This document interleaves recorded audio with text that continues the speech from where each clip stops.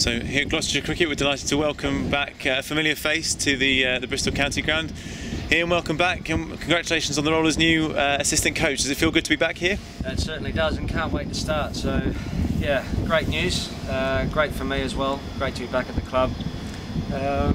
Just can't wait to get started and stuck in, really. And what is it that's drawn you back here?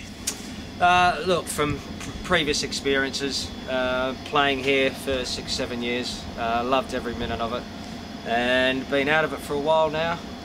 Came back for a little bit, doing a little bit of bowling coaching in 2013. Really thoroughly enjoyed that. So for me now, once the opportunity arose, it was a good opportunity for me to put my name in the hat, and luckily enough, got offered the position, and as I said, I just can't wait to start. And obviously Gloucestershire fans will be very familiar with what you brought to the party as a player, and what will you bring to the environment as a coach? I think working alongside Dorse, I know his role. He's in charge of everything, and I'm there to assist him. So me as a coach, I think my coaching philosophy is I'm not there to give players all the answers. I'm there to help them and guide them and try and hopefully turn them into better players. And for me personally, luckily enough to play in an Australian team over an 8-9 year period, which was very successful. So I've seen the way that some of the top players and the greats of the game have gone about the way they train, the way they perform, and the way they prepare for games. So that's something I can hopefully pass on to the guys. And obviously that Australian dressing room was one that was sort of at the peak of its powers the time you were playing with them, and well known. I guess the Gloucestershire dressing room when you first arrived was slightly different. It was a group of county pros that had been around for a little while without achieving huge success, and then suddenly that came all of a sudden. I guess, are there any parallels you can draw between that time and what you find here this time around? Yeah, look, I think when I'm sitting in the Australian dressing room at one stage, you look around the room and it was just full of greats of the game. When I looked around the Gloucestershire dressing room, there was a lot of county players who had long careers, and we didn't have any legends of the game. Everyone knew their roles. Everyone took it upon themselves to make sure they performed their roles.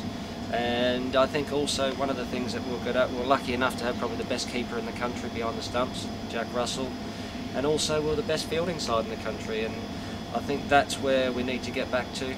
We need to have those winning ways, and I think that's something that this group of players can achieve. Yeah, so you worked with them before, as you said, in 2013. How do you assess the group you've got here, and presumably you're looking forward to working with them, a young bunch of guys that are hungry for success? Yeah, I know most of the guys. There's a few that have, since I've been away, I'm not too familiar with, but it's a real exciting time.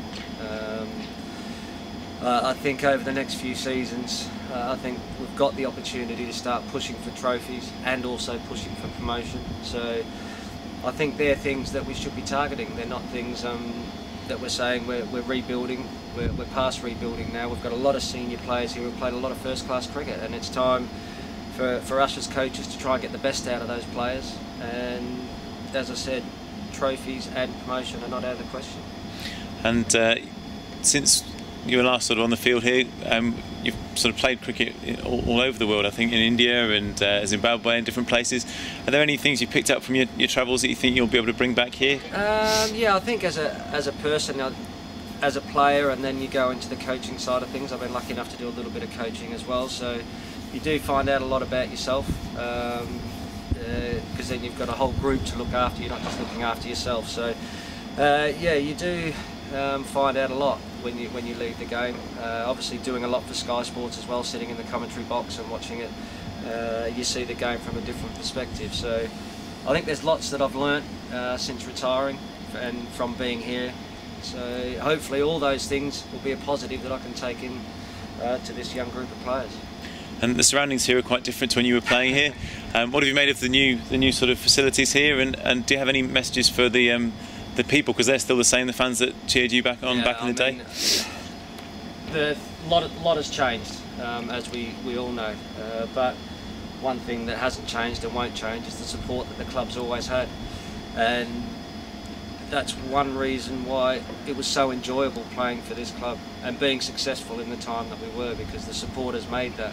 They followed us all over the country, and it's always nice to win, but when you win and you see the smiles and how much enjoyment it brings to to the fans and the supporters who come week in, week out. That's why you do the job, and that's why you play the game. And hopefully they can keep supporting, and we can keep and get back to the way we were.